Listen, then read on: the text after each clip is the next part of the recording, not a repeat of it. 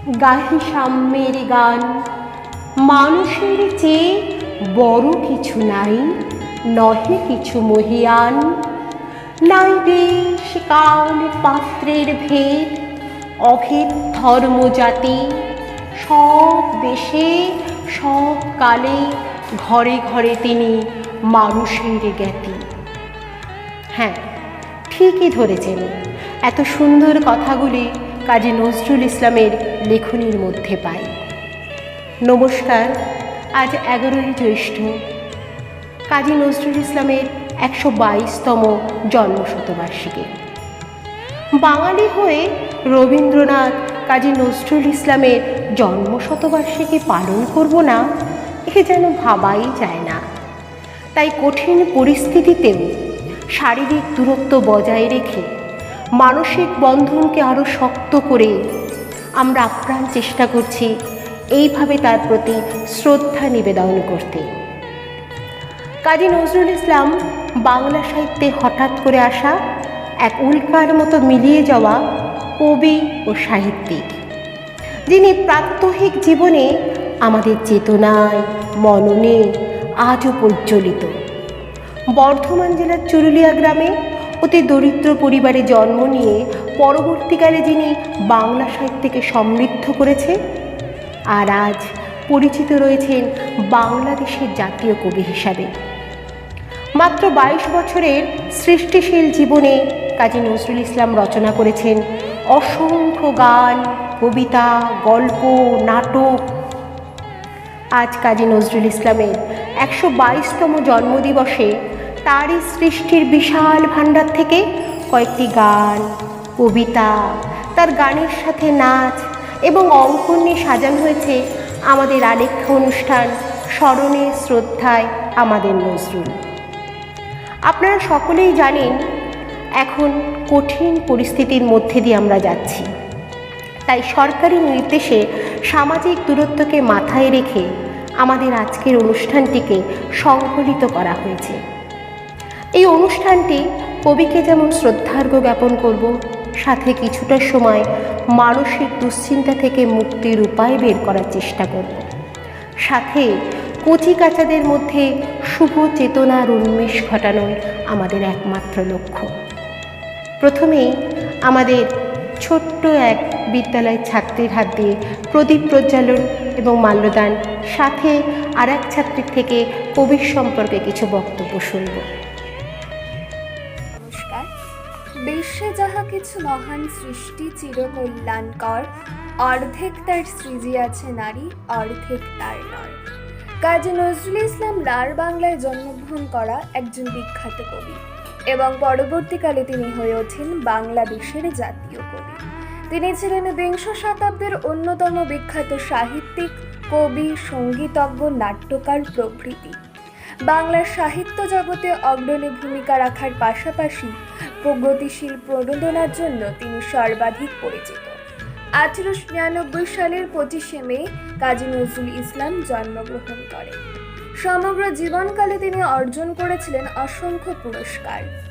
তার সৃষ্টি বিদ্রোহী, নজরুল গীতি, অগ্নিবীণা, বাঁধনহারা, ধূমকেতু সমস্ত বিখ্যাত হয়ে রয়েছে আজও বাঙালির মনে।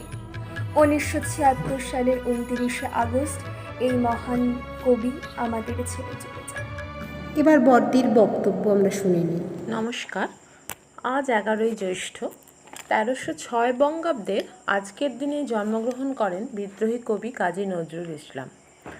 বর্তমানে অতিমারিকালে যখন শারীরিক দূরত্ব বা সামাজিক দূরত্ব বজায় রাখাই এই অতিমারি আটকানোর একমাত্র উপায়, তখন শারীরিক দূরত্ব যেন কোনো মতেই আমাদের মধ্যে মানসিক দূরত্ব তৈরি করতে না পারে, তাই আমাদের এই প্রচেষ্টা।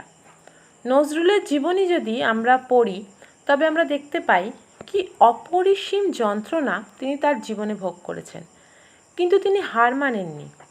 এই সময় যখন আমরা ভেঙে পড়ছি, মনে হচ্ছে লড়াইয়ে বুঝি হেরেই গেলাম, তখন নজরুলের জন্মজয়ন্তী পালনের মধ্যে দিয়ে আমরা সকলের মধ্যে তার সেই লড়াকু ভাবমূর্তিটা তুলে ধরতে চাই তার গান, কবিতার মাধ্যমে, যাতে সকলে আবার নতুন উদ্যমে লড়াই করার সাহস পায়। আজ এই সময় দাঁড়িয়ে আমি আমার ছাত্রীদের বলতে চাই, মনের সাহস হারালে চলবে না। এ লড়াইয়ে জিততে আমাদের হবেই। শুধু নিজের নয়, নিজের সাথে বাড়ির সকলের এবং প্রতিবেশীদের খেয়াল রাখতে হবে। সকলকে আমাদের স্বাস্থ্যবিধি মেনে চলতে হবে। এই অনুষ্ঠানে যে সমস্ত ছাত্রীরা অংশগ্রহণ করেছ তাদের জানাই আমার অনেক আদর, ভালোবাসা এবং সেই সমস্ত অভিভাবক যারা এই অতিমারির সময়ও ছাত্রীদের অনলাইন মাধ্যমে অনুষ্ঠানে আমাদের সহযোগিতা করেছেন, তাদের জানাই অসংখ্য ধন্যবাদ। আসুন আমরা আমাদের নজরুল জয়ন্তী পালন করি ছাত্রীদের আবৃত্তি, গান এবং নাচের মাধ্যমে। এবার সিজিতার বক্তব্য। শৈশবে গ্রামের মক্তবে সামান্য লেখাপড়ার সুযোগ পেয়েছিলেন নজরুল। বাংলার সঙ্গে আরবি ও ফার্সি ভাষার শিক্ষা গ্রহণ করেছিলেন তিনি। বাল্যকালে চুরুলিয়ার পল্লী কবিদের প্রতি তিনি অনুরক্ত হন। তিনি নিজেই মুখে মুখে কবিতা রচনা করে পল্লীবাসীর প্রশংসা অর্জন করেন। মাত্র 13 থেকে 14 বছর বয়সে তিনি উর্দু গজল গেয়ে কবিগানের আসর জমিয়ে শ্রোতাদের তাক লাগিয়ে দিয়েছিলেন।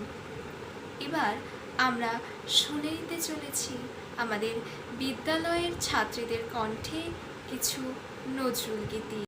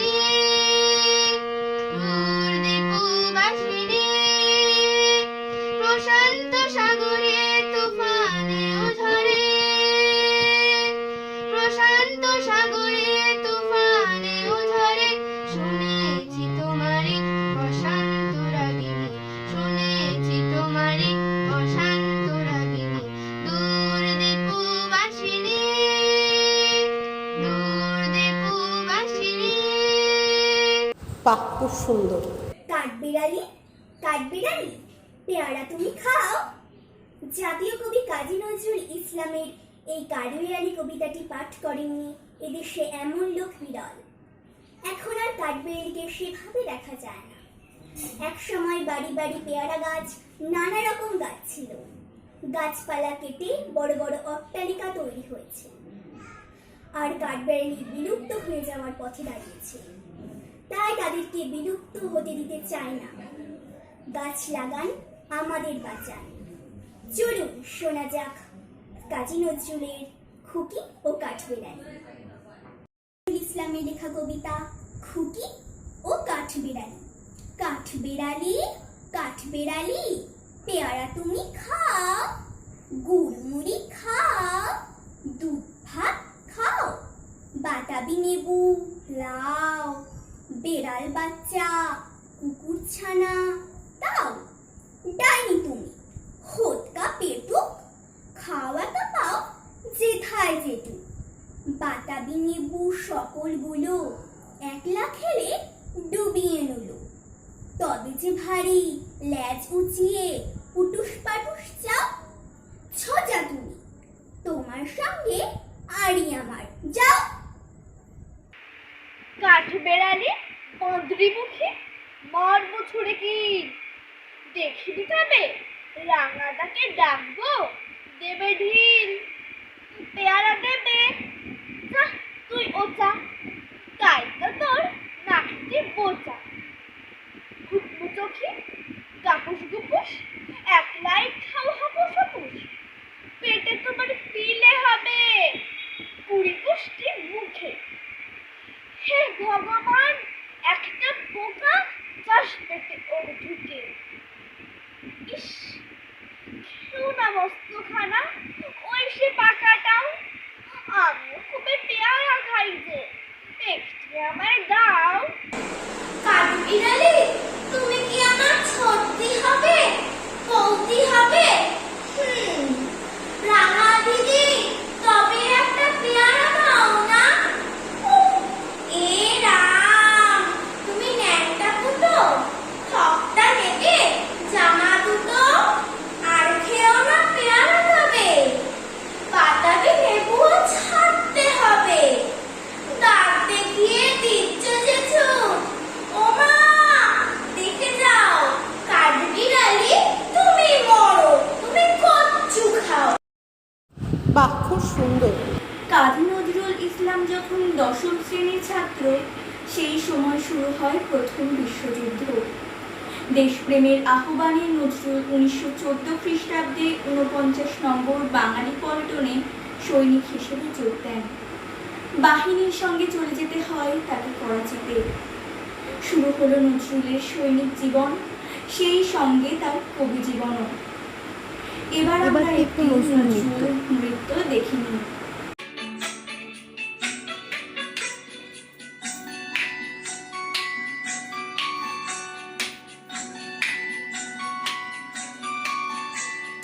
আমি যাই পুরের চন্দ্র বেনু কাশু কে সেই সুন্দর কে সেই সুন্দর কে আমি যাই পুরের চন্দ্র বেনু কাশু কে সেই সুন্দর কে সেই সুন্দর কে আমি যাচ্ছিলাম সোজনা আমি যাচ্ছিলাম সোজনা বিরহ বিধু কে সেই সুন্দর কে সেই সুন্দর কে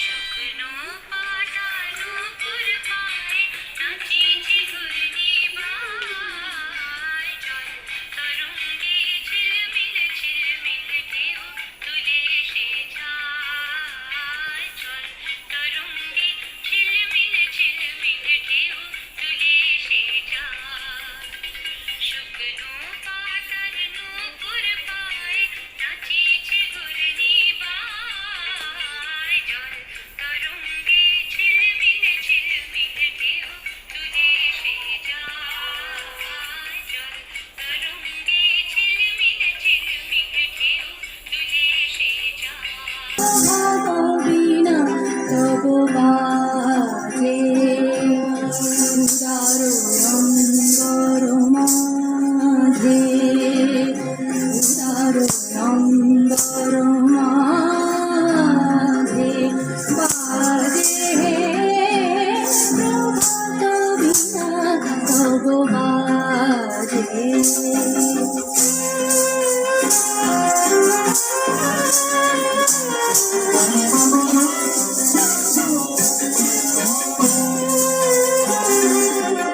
তুষার কান্তি তোর শান্তি তুষার কান্তি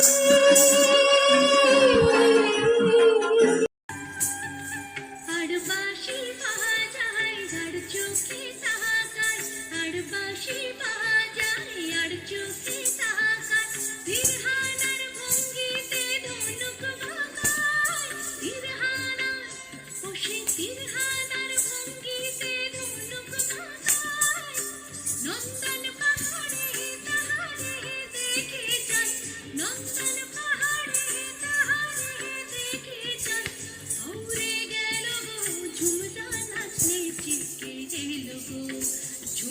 ঝুমরা নাচনে কে এলো গো।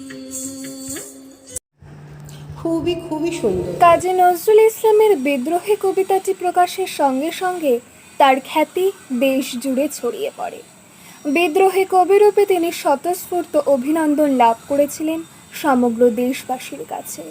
মে ভুকাহু শীর্ষক প্রবন্ধটি ধূমকেতু পত্রিকায় প্রকাশ হয় 1923 খ্রিস্টাব্দের 16 জানুয়ারি। প্রবন্ধটি প্রকাশের পরেই রাজদ্রোহের অভিযোগে 1 বছর সশ্রম কারাদণ্ড হয় তার।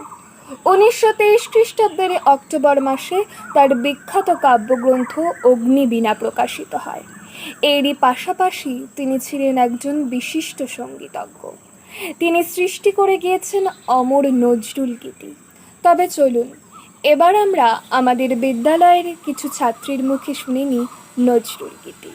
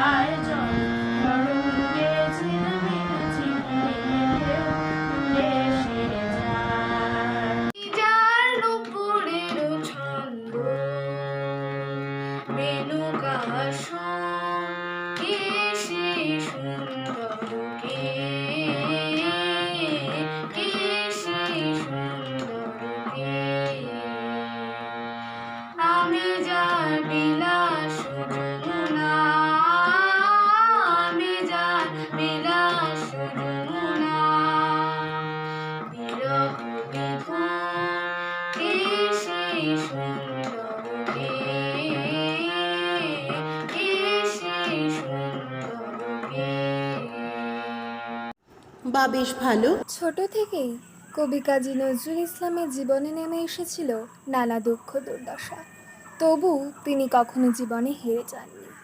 সমস্ত প্রতিকূলতাকে জয় করে তিনি হয়ে উঠেছিলেন বিজয়ী। জীবন যুদ্ধে অপরাহত থেকেছেন তিনি। ছোটদের সঙ্গে বন্ধুত্ব গড়ে তুলে তার হারানো শৈশবকে খুঁজে পেতেন কাজী নজরুল। শিশুদের মাঝে মিশে যেতেন, নিজেকে আবিষ্কার করতেন নতুন নতুনভাবে। তিনি নিজেই বলেছেন, আমি চিরশিশু চিরকিশোর। সেজন্য তিনি সহজ সরল ভাষায় শিশুদের জন্য যে কোনো সময় লিখতে পারতেন মজার কবিতা। তবে এবার আমরা আমাদের বিদ্যালয়ের ছাত্রীদের কণ্ঠে শুনে নিই এরকমই একটি মজার কবিতা, লিচু চোর। আহুদের ডাল তাল পুকুরে, হাবুদের ডাল পুকুরে, সে কি বাস করলে তারা, বলি থাম একটু দাঁড়া। পুকুরের ওই কাছে না লিচুরের গাছ আছে না, ওটা না আসছে গিয়ে এক কোর কাছতে নিয়ে, গাছে গোজেই চলেছি ছোট এক ডাল। আমিও বাগিয়ে থাপড়, দেহাওয়া চাপিয়ে কাপড়, লাফিয়ে ডিন্নু দেওয়াল, দেখি এক ভিটরে শেয়াল। ও বাবা, শেয়াল কোথা? ফেলোটা দাঁড়িয়ে হোতা, দেখে যেই আটকে ওঠা, কুকুরেও জারলে ছোটা। আমি কই কম্ব কাবার, কুকুরেই করবে সাবার। বাবা গো মা গো বলে পাঁচিলের ওই পুকুর গলি, ঢুকে গিয়ে বসুদের ঘরে, জানো প্রাণ আসল ধরে। যাবো ফির কানমুলি ভাই, চুরিতে আর যদি চাই, তবে মন না আমি মিছে। পুকুরের চামড়া খেছে, সে কি ভাই যা রে ভুলে, মালির ওই পিটুনি গুলি, কি বলিস ফের হপ্তা। কাজী নজরুলের এই লিচু চোর কবিতাটিতে খুব মজার, তার থেকেও মজার আমাদের এই ছোট্ট ছোট্ট ছাত্রীদের এইভাবে বলাটা। ছোট গল্প, উপন্যাস, নাটক লিখলেও তিনি মূলত কবি হিসেবেই বেশি পরিচিত। বাংলা কাব্যে তিনি এক নতুন ধারার জন্ম দেন, এটি হলো ইসলামের সঙ্গীত তথা গজল। এর পাশাপাশি তিনি অনেক উৎকৃষ্ট শ্যামা সঙ্গীত ও হিন্দু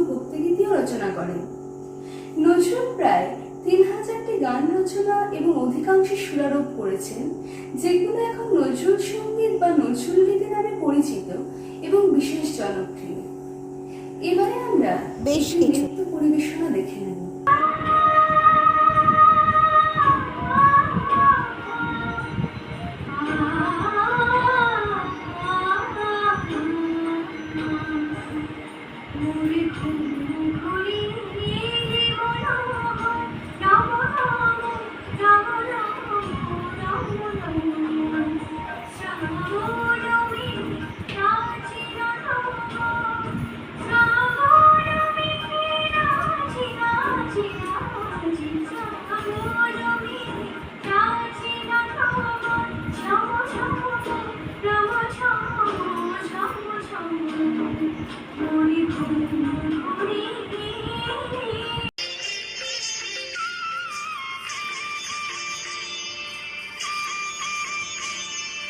হলুদ গাঁদার ফুল রাঙা পলাশ ফুল, হলুদ গাঁদার ফুল রাঙা পলাশ ফুল, এনে দে নইলে বাঁধবো না চুল, নইলে বাঁধবো না চুল। হলুদ গাঁদার ফুল রাঙা পলাশ ফুল, হলুদ গাঁদার ফুল রাঙা পলাশ ফুল, এনে দে নইলে বাঁধবো না চুল, নইলে বাঁধবো না চুল। মেঘের ডমরু ঘন বাজে, মেঘের ডমরু ঘন বাজে, বিজুলি চমকায় আমার মন ছায়, বিজুলি চমকায় আমার মন ছায়। বাহ, বেশ সুন্দর হয়েছে। নিরন্তর দুঃখ দারিদ্র্যের সঙ্গে সংগ্রাম করেও নজরুলের সাহিত্য সাধনা ছিল অবিরাম। একের পর এক কবিতা, গান, প্রবন্ধ রচনা করে তিনি বাংলার সাহিত্য ভাণ্ডারকে সমৃদ্ধ করেছেন। 1926 খ্রিস্টাব্দে কলকাতায় সাম্প্রদায়িক দাঙ্গা শুরু হয়। সেই সময় কবি কৃষ্ণনগরে লিখলেন কান্ডারি হুঁশিয়ার। এবার আমরা এক দিদির থেকে নজরুল গীতে শুনে নিই। খেলিছে জলদেবী সুনীল সাগর জলে, তরঙ্গ লহর তুলে লীলায়িত তলে। খেলিছে জলদেবী সুনীল সাগর জলে, তরঙ্গ লহর তুলে লীলায়িত তলে। জল ঝড় ঘূর্ণিঝড় স্রোত নীরে বাজে সুমধুর। জল জল জল জল কাঁপন ঘেউ, ঝিনুকের নিখিরাত পেতে দোলে।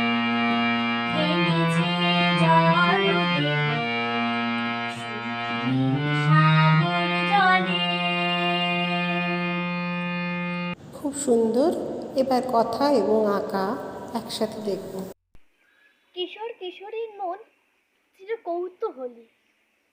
সে জানতে চায় বিশ্বের কাছে, আবিষ্কার করতে চায় অসীম আকাশের অজানা রহস্য, বুঝতে চায় কেন মানুষ অসীমী অতলে অন্তরিক্ষে ছুটছে, বীর কেন জীবন বিপন্ন করে মৃত্যুবরণ করছে। কাজী নজরুল ইসলামের এরকমই একটি কবিতা সংকল্প এবার আমরা শুনে নিই। নমস্কার, বিদ্রোহী কবি কাজী নজরুল ইসলামের সংকল্প। থাকবো না আর বদ্ধ ঘরে, দেখবো এবার জগৎটাকে, কেমন করে ঘুরছে মানুষ যুগান্তরের ঘূর্ণিপাকে। দেশ হতে ওই দেশান্তরে ছুটছে তারা কেমন করে, কিসের নেশায় কেমন করে মরছে যে বীর লাখে লাখে, কিসের আশায় করছে কেমন করে বীর বুড়ি সিন্ধু সেজে মুক্তা আনে, কেমন করে দুঃসাহসী চলছে উড়ে সর্বপানে, যাত্রী ধরে ঢেউয়ের ছুটি, যুদ্ধ জাহাজ চলছে ছুটি, কেমন করে আনছে মানে বোঝাই করে সিন্ধু নদে, কেমন জোরে টানলে সাগর, উঠলে ওঠে জোয়ার বানে। কেমন করে মথলে পাথার লক্ষ্যে ওঠেন পাতাল ফুঁড়ে, কিসের অভিযানে মানুষ চলছে হিমালয়ের চূড়ে, তুহিন মেরু পার হয়ে যায় সন্ধানীরা কিসের আশায়, হাওড়ি চলে চায় যেতে কে চন্দ্রালোকের অচিনপুরে, শুনবো আমি ইঙ্গিত কোন মঙ্গল হতে আসছে উড়ে। কোন বেদনায় টিকিট কেটে চুন্ডু খড়ে চীনের জাতি, কেমন করে উদয় বেলায় মরণ খেলায় ওঠল মাতি, আয়ারল্যান্ড আজ কেমন করে স্বাধীন হতে চলেছে ওরে, তুরস্ক ভাই আজ কি কেমন করে কাটলো শীতল রাতারাতি, কেমন করে মাঝ গগনে নিবল গ্রীষ্মের সূর্যর বাতি। রইব না গো বদ্ধ খাঁচায়, দেখবো সব ভুবন ঘুরে, আকাশ বাতাস চন্দ্র তারায়, সাগর জলে পাহাড় জুড়ে, আপন সীমার বাঁধন টুটে 10 দিকেতে পড়ব লুটে, পাতাল ফেরে নামবো নিচে, উঠবো আমি আকাশ ফুঁড়ে, বিশ্বজগৎ দেখবো এবার আপন হাতের মুঠোয় পুড়ে। বাহ, বেশ সুন্দর। মধ্যবয়সে তিনি পিগস ডিজিজে আক্রান্ত হন। এর ফলে তাকে সাহিত্যকর্ম থেকে আমৃত্যুকাল পর্যন্ত বঞ্চিত থাকতে হয়। একই সাথে মানসিক ভারসাম্য হারিয়ে ফেলেন তিনি। বাংলাদেশ সরকারের আমন্ত্রণে 1972 সালে তিনি বাংলাদেশের ঢাকার সপরিবার সহ যান। এ সময় তাকে বাংলাদেশের জাতীয়তা প্রদান করা হয়। এখানেই তিনি মৃত্যুবরণ করেন। এরপর আমরা সবশেষে চলে যাই কিছু নৃত্যের মধ্যে। দেখে নেব আমাদের বিদ্যালয়ের বোনদের কিছু নৃত্য পরিবেশন।